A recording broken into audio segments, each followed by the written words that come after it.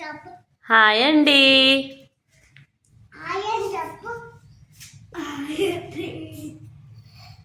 Happy Sunday. బాగున్నారా? ఏం తింటున్నారు? సండే స్పెషల్ ఏంటి? వాళ్ళని అడుగు నాన్న, వాళ్ళు ఏం తింటున్నారు అడుగు. మా అమ్మ మాత్రం ఉప్మానే చేసింది, అదే తింటున్నా. మరి మీరు టిఫిన్ చేశారా? ఏం తిన్నారో కమెంట్ చెయ్యండి,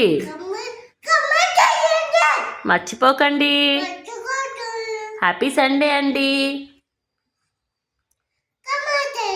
లంచ్లో కలుస్తాను. బాయ్ మరి.